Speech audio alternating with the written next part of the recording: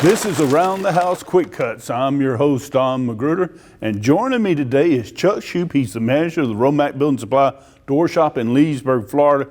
And the door shop has created this nifty Sawhorse kit that you can put in your home that's real easy to make. So Chuck, you've created this.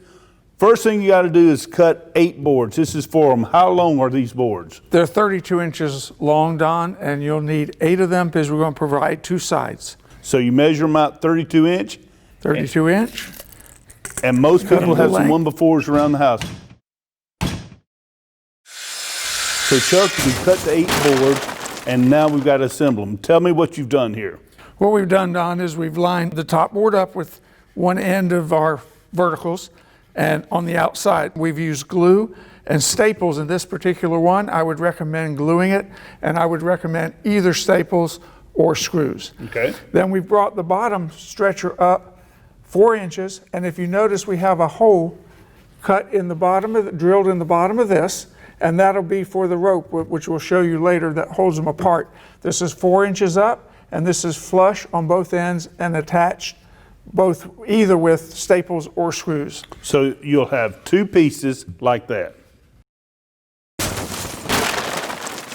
Chuck, we got our 2 pieces made for our Sawhorse kits. I see you've tied a rope down here. Tell us about this. The rope will span at the bottom, you're forming an A-frame, and that'll keep the spread from those things collapsing by going out.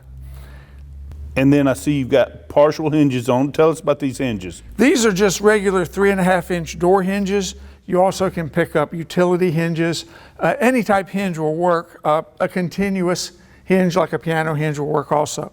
So what we're going to do is we're going to take the 2 halves, we're going to hinge it together so we can stand it up into an A-frame.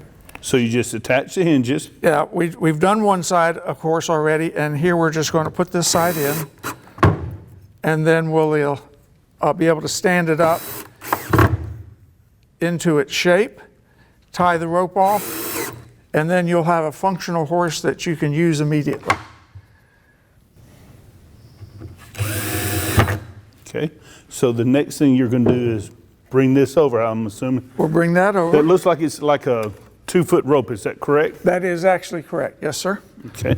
We can run it right through that hole at the bottom and just knot it.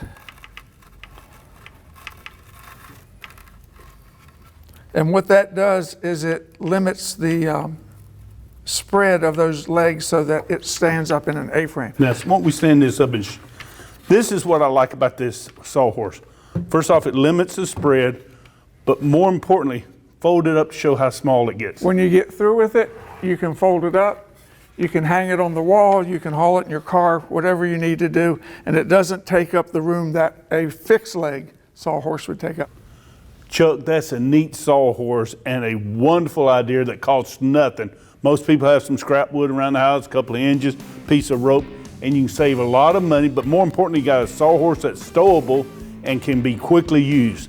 That's a great tip from Around the House and a great tip from the RoMac Door Plant here in Leesburg, Florida. Until next time, we will see you around the house.